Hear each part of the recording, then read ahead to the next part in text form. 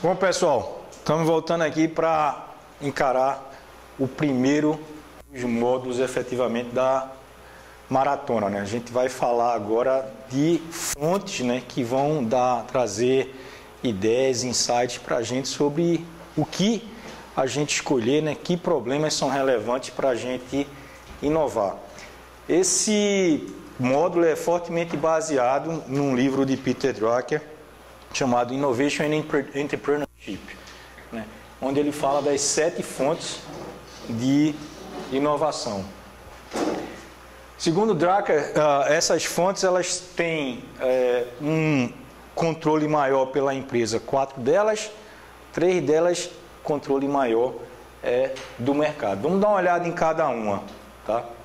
A primeira delas ele chama de o inesperado. Inesperado como uma oportunidade, como uma forma de a gente captar oportunidades para inovação, né?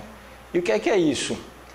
Basicamente, a gente precisa olhar para o sucesso e para o fracasso. Mesmo no sucesso existem oportunidades de inovar. E no fracasso também existem outras oportunidades para inovar, né? O ponto é, o sucesso não acontece para sempre. Então a gente tem que estar ligado para entender o momento que ele começa a virar, deixar de ser sucesso e por quê, né? Se o sucesso está indo além do que a gente espera, por quê? Em que empresa, em que lugar, quando a gente está indo muito bem, bem além do que o que a gente esperava, a gente se pergunta o que é que está fazendo a gente ir além?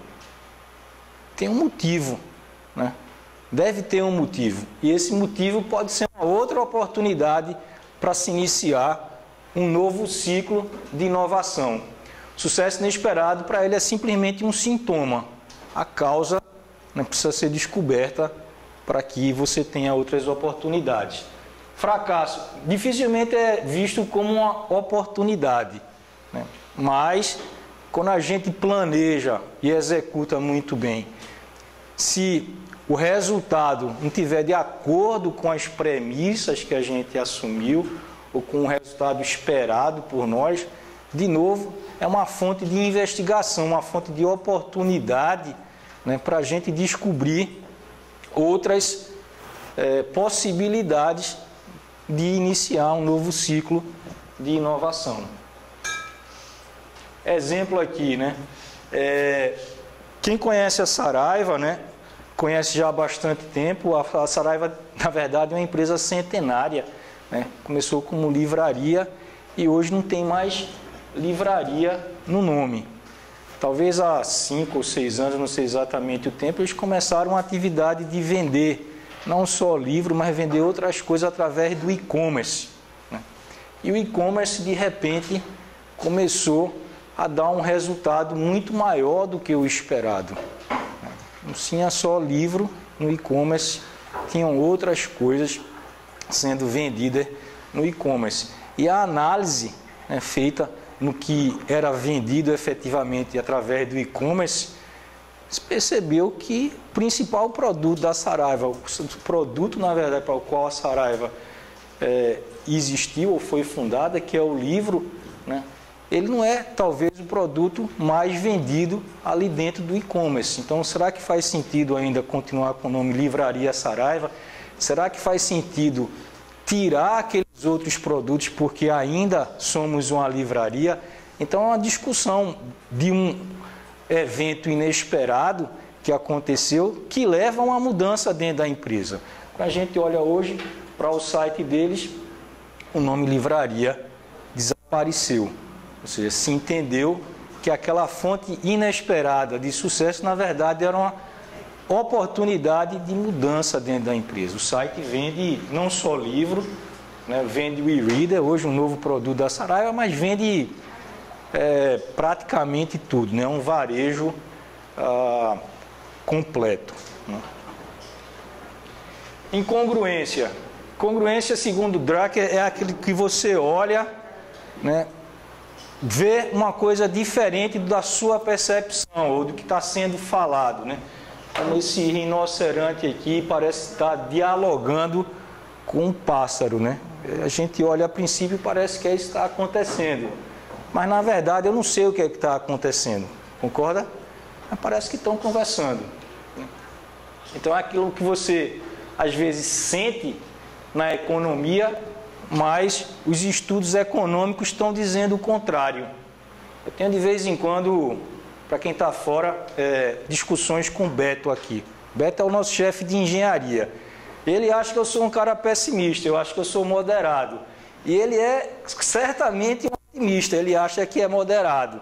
Mas a gente discute porque eu tenho algumas leituras de mercado, ando muito, viajo muito, converso com muita gente, e ele tem outra leitura. Então, a minha é mais baseada no que eu ouço, no que eu converso com as pessoas, e ele tem uma leitura mais baseada em estudos econômicos. Normalmente isso é divergente. Por que é divergente? Uma coisa é a percepção, outra coisa são como os estudos são feitos.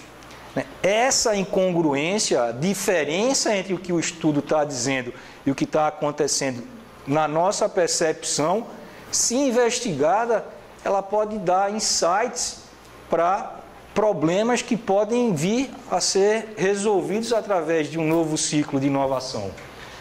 Mesma coisa quando a gente está começando um negócio, né? A gente tem premissas sobre como aquele negócio funciona, né? A gente tem a crença, não, o meu produto vai ser um sucesso, ele vai bombar por conta disso, disso, disso. Quando a gente chega com ele no mercado, a coisa é diferente, a realidade é sempre diferente.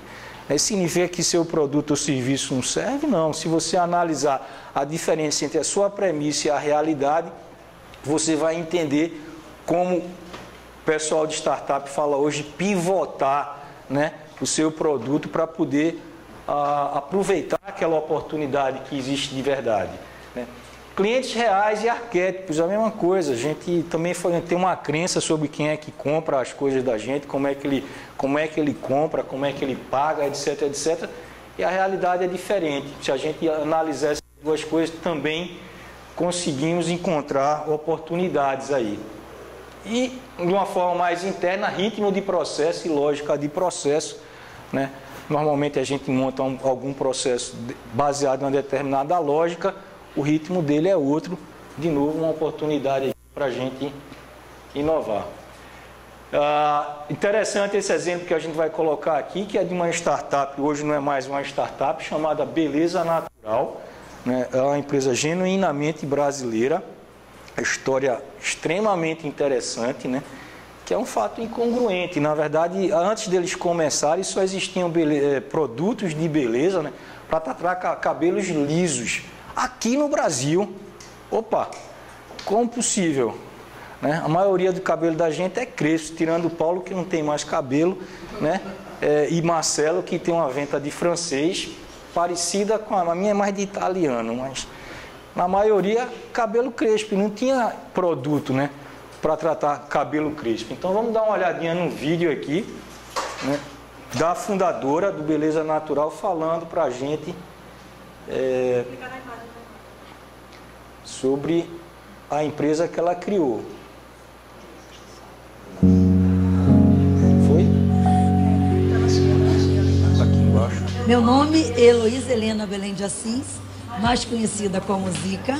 Sou empresária e sou especializada em cabelos crespos e ondulados.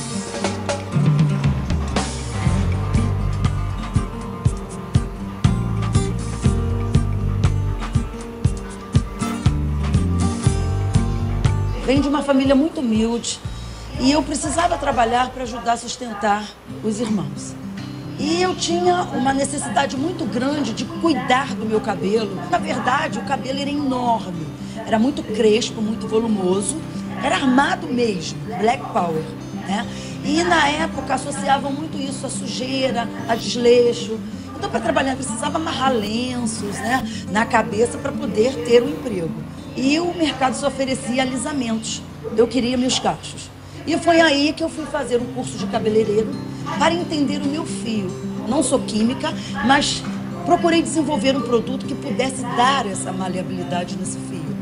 E foi aí que eu consegui, depois de 10 anos, pesquisando, misturando produtos em casa, na bacia, com colher de pau, eu consegui desenvolver um produto que abaixasse o volume do meu fígado. Foi aí que eu olhei e falei, nossa, eu descobri uma fórmula e vamos lá, vamos colocar isso para frente, já que todo mundo quer. Balança, o brilho, olha, é totalmente diferente, né? E eu queria fazer isso para as outras pessoas também. Registrei o produto, patenteei e, graças a Deus, consegui abrir o primeiro salão.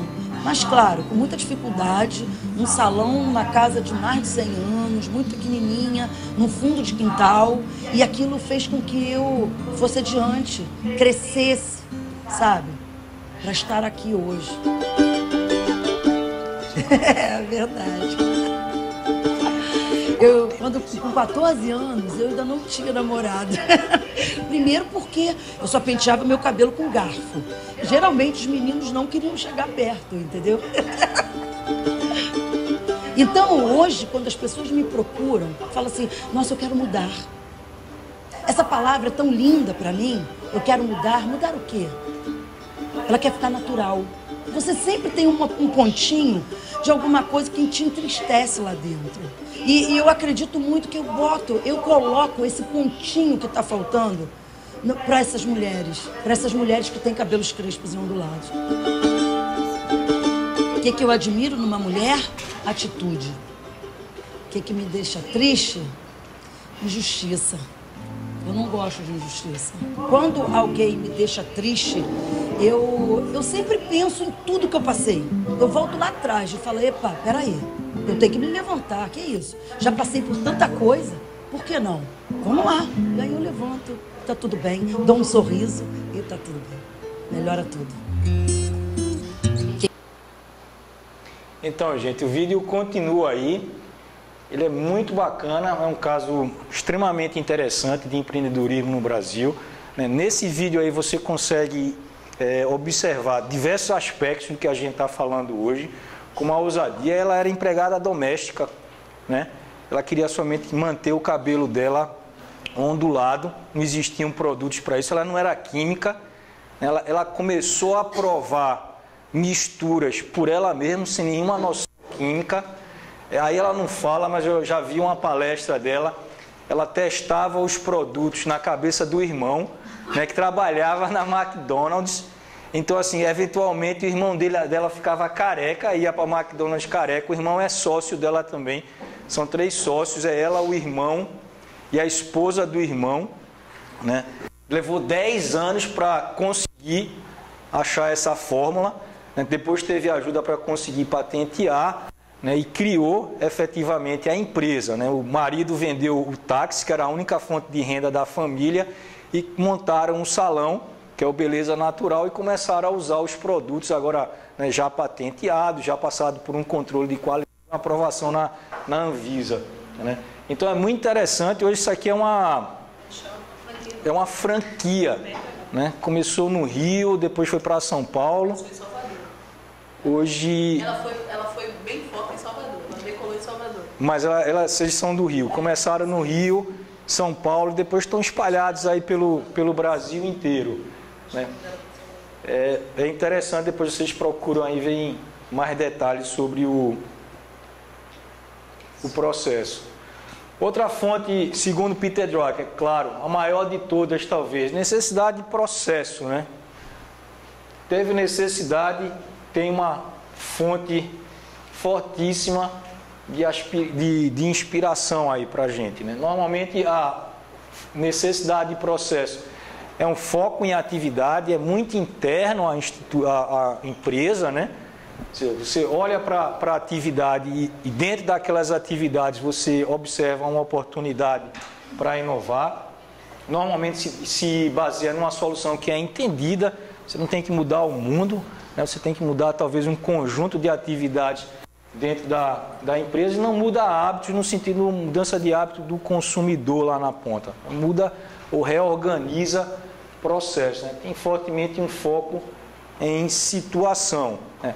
Esse é o tipo de fonte que, na verdade, ela não cria um produto ou um serviço novo que vai para o mercado, né? Ela, por outro lado, ela modifica a forma como coisas que estão sendo feitas sejam feitas de uma outra forma, de uma forma mais barata. Então, o tipo da inovação que ela não traz recurso, mas ela faz com que você aumente sua margem, tá? Porque você está reduzindo os custos, potencialmente reduzindo custos de produção. Caso interessante aqui, telefonistas, né? Telefonistas nos Estados Unidos, eu acho que por volta de 1920, né? Uns estatísticos fizeram uma conta lá e viram que se nada fosse feito em 15 ou 20 anos, né? 75% das mulheres entre 17 e 65 anos de idade teriam que ser telefonistas, né, para atender o crescimento da demanda por telefonia nos Estados Unidos. Obviamente isso não iria acontecer. Se não vai acontecer, porque nem todas as mulheres querem ser telefonistas, obviamente, existe uma oportunidade, né, de se criar alguma coisa, ou se modificar o processo pelo qual as ligações telefônicas eram realizadas, né? Então se tirou a mesa de telefonia operada por um ser humano, né, que era telefonista, e se criaram as primeiras centrais telefônicas. Aqui já tem uma mais moderna, mas no começo eram coisas gigantescas, né? A princípio eletromecânicas e depois, na verdade, são computadores de propósito específico. Mas essa mudança no processo de como a ligação é feita é que permitiu que o mercado de telefonia continuasse crescendo. Eu acho que esse tipo de coisa aqui ele acontece hoje em vários setores, né? Quando eu olho para isso aqui, eu vejo, por exemplo, médicos, né? Os médicos hoje são um recurso escasso, né? E não tem jeito de aumentar na velocidade que a gente precisa, porque o médico precisa de 6 anos para se formar. Depois que ele se forma, tem no mínimo mais 2 anos de residência, né? E quando ele termina esse ciclo inteirinho, ele vai atender sequencialmente uma pessoa após a outra, e a consulta dura no mínimo, se ele for um profissional mais responsável, meia hora.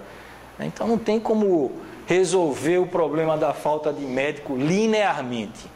É uma oportunidade para inovar. Não sei se vão ser substituídos por máquinas, ou talvez parcialmente substituídos por máquinas. Mas como é que a gente aumenta a eficiência da hora do médico, sem prejudicar a qualidade do atendimento? Professor está na mesma situação? Eu acho que sim, né? E tem vários outros casos. Então, se a gente olhar para setores onde existe um recurso muito escasso, que é muito importante, e o crescimento desse recurso para atender uma demanda exponencial, o crescimento do recurso para atender essa demanda é linear, e existe uma baita de uma oportunidade de inovação em processo. Talvez, antes de médico e antes de... qual foi outro exemplo? Educadores, né? A gente vai olhar ou vai conseguir substituir motoristas, né?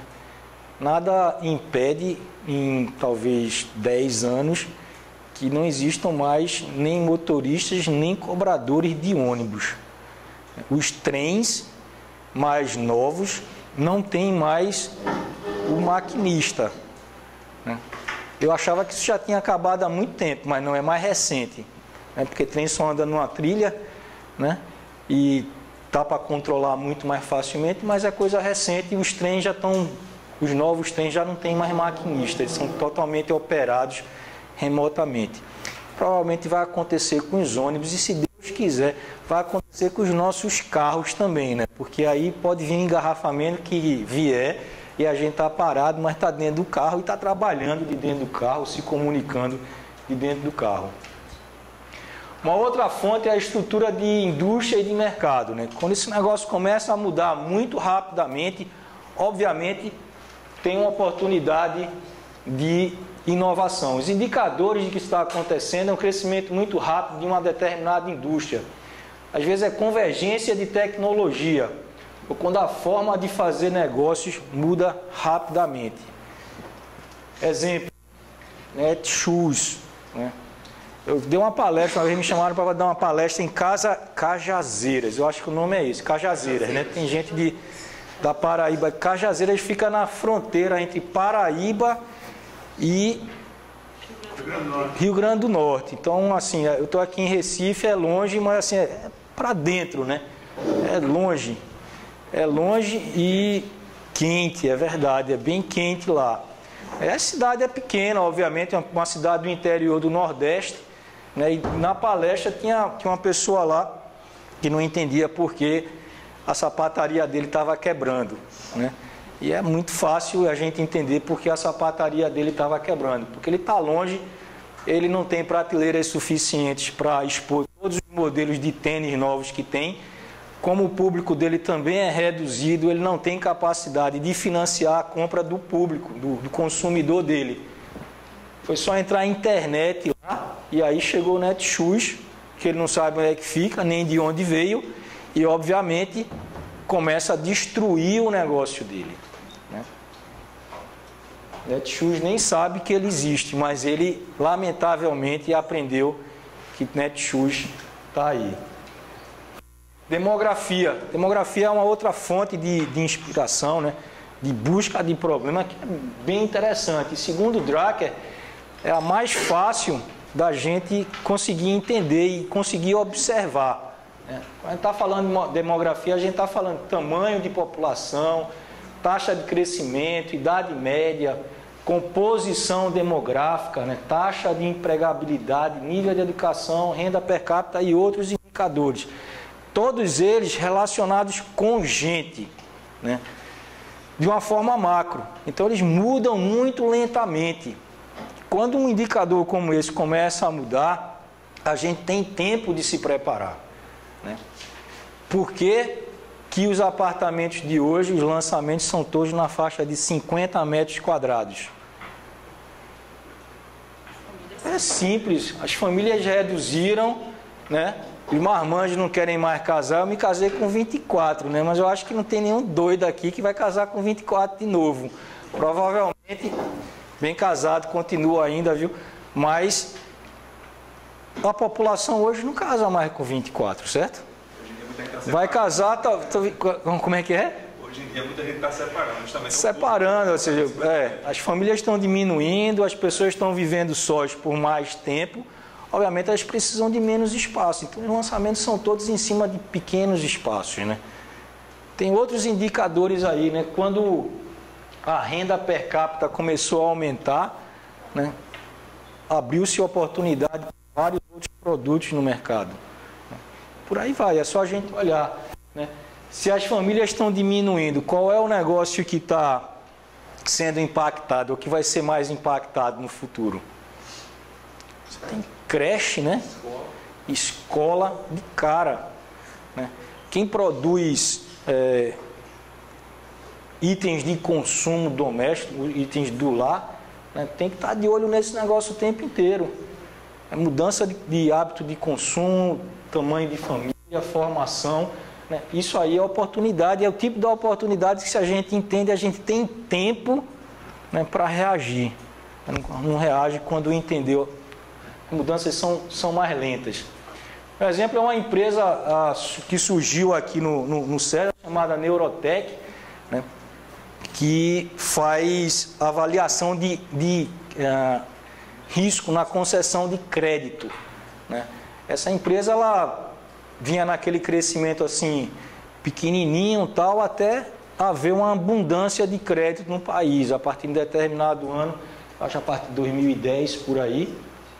Antes, né, 2006, 2008, começou-se a crescer a economia através do aumento de renda da população e da concessão de crédito, fomento, né, à compra, ao consumo interno. Então, nesse momento aí, a empresa estava preparada para isso e bombou, né? Cresceu bastante. Um exemplo interessante, esse cara aqui é o CEO da P&G, P&G é Procter & Gamble, CEO da P&G no Brasil. Eles basicamente produzem itens de consumo, itens de higiene, né? Escova de dente, pasta, Gillette é uma marca deles também, fralda Pampers, né? Um monte de coisa para o consumo interno. Então, olha o nível de detalhe, como ele procura entender a população, né? A fralda que é vendida na China, ela tem um buraquinho da perna mais grossa do que o buraquinho da perna no Brasil. Por que o chinesinho tem a perninha mais grossa do que o brasileiro? Não, é só enquanto ele é pequenininho. Aí, por quê?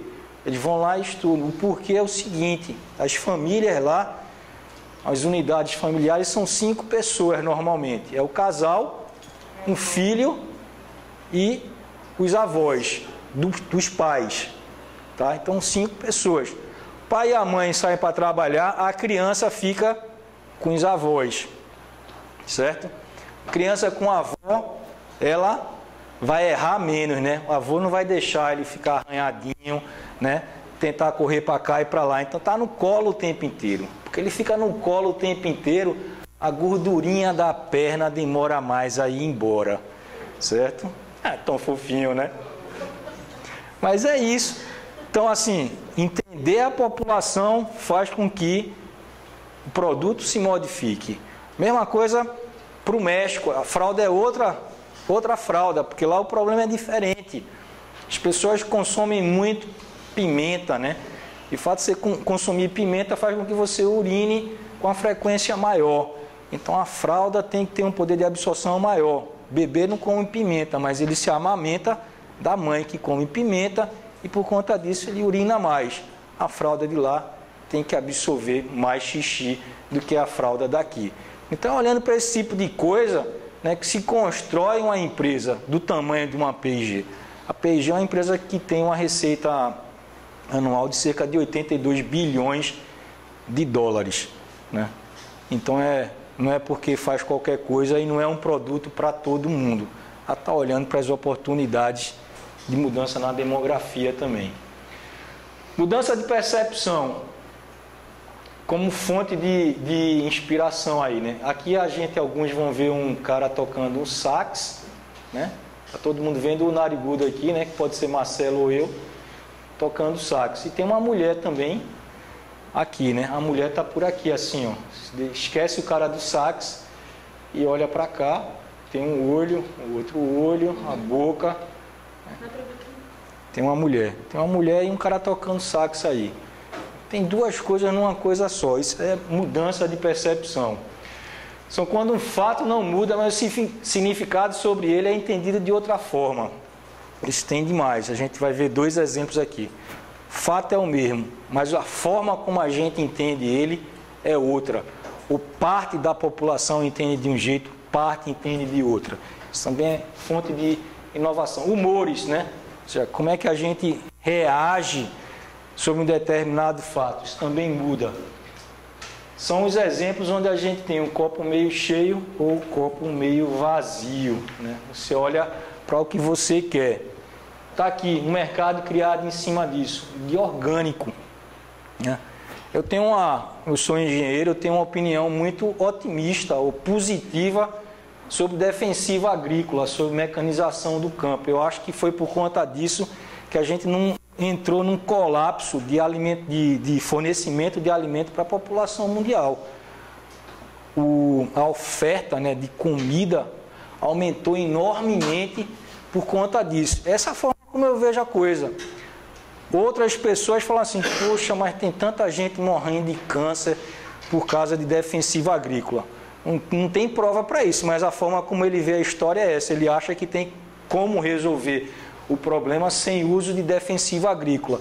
Então é o mesmo fato. O fato é, a maior parte do alimento que a gente consome, ele é produzido de uma forma industrial hoje. Né? E para a gente ter esse volume de produção e ter o preço que a gente tem no supermercado, é preciso se usar talvez sementes modificadas, defensiva agrícola, uso intensivo de água e por aí vai. A industrialização. Comida para todos a um preço acessível. Outros acham que não pode ser assim, então surge esse mercado 100% orgânico, massa, né? Muito mais caro, para alguns muito mais saudável. Outro exemplo de mudança de percepção é esse aqui, ó. Quando eu era pequenininho, a gente ia para o supermercado a família inteira, né? Não tinha muito supermercado por aí e era um evento quase. Uma vez por semana você ia para o supermercado e ia todo mundo. Eu tenho 2 irmãs, então meu pai, minha mãe e 3 dentro de um Fusca para o supermercado. Eu não sei como é que a gente conseguia voltar, porque fazia compras uma vez por semana, que o supermercado era longe, enchia 2 carrinhos, botava dentro do Fusca mais os 3 meninos e a gente voltava dormindo ainda, né? Um evento. Hoje, quem é que quer ir no supermercado? Mas nem criança de 3 meses, né? Não quer ir mais para o supermercado. A oportunidade aqui. Você quer, na verdade, ser abastecido. Você não quer ir lá, você tem outras formas de diversão, né? Outras opções.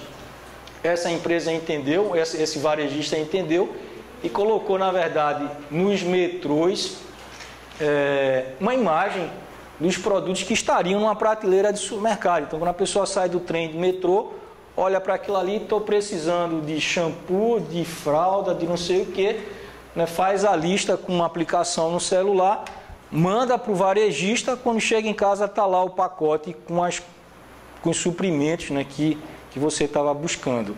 Essa empresa, a Tesco, ela conseguiu crescer bastante dentro de um determinado país com esse tipo de solução de supermercado. Por fim, o novo conhecimento é a última fonte de Drucker, né? O novo conhecimento está muito associado à tecnologia, né? E é o mais arriscado de todos. Mudanças de tecnologia são as mudanças mais arriscadas. Investimentos maiores, tempo de maturação é longo e arriscado. Acontece quando há convergência de diferentes tipos de conhecimento, normalmente. Quando a gente junta, por exemplo, hoje aqui no César a gente está falando de biologia sintética, então tem conhecimento de biologia com ciência da computação, com robótica, para se construir novos dispositivos. É arriscado? Muito. Provavelmente um bocado de caminho que a gente vai tomar por aí vai se mostrar como um caminho sem saída, né? E a gente vai ter que voltar e reaprumar o negócio, mas que tem um potencial enorme de causar um impacto social e de beneficiar a população como um todo, tem. Imprevisibilidade é inata nesse tipo de coisa. Alto risco é um jogo de muitos altos e baixos, né? Você pode acertar a mão, se acertar o caminho certo na primeira, sair na frente e ficar sozinho no mercado por um bocado de tempo. Exemplo desse negócio aqui tem o iPad, né? O iPad ele foi tentado e teve sucesso talvez na segunda vez. Quem acompanha a Apple há mais tempo, eu já estudou um pouquinho sobre eles. O primeiro dispositivo parecido com esses que eles lançaram foi logo na época quando Steve Jobs deixou a empresa na primeira vez, né? Que era chamado de Newton, o equipamento. Era um tablet, só que ele não tinha a tecnologia de tela tátil, usava a canetinha. Ele foi um fracasso naquela época. Era um handheld. O nome era Newton, o nome do dispositivo em si, né? Foi um fracasso de venda, ele não estava preparado, ou talvez a população não tivesse preparado, os consumidores não estavam preparados. Então, um baita investimento, no primeiro momento, água, né? 10, 15 anos depois, o negócio ressurge como iPad e é um estouro de vendas. Então é isso, referências para esse tema: inovação e entrepreneurship, de Peter Drucker, e novos negócios inovadores de crescimento empreendedor no Brasil, de Silvio Meira.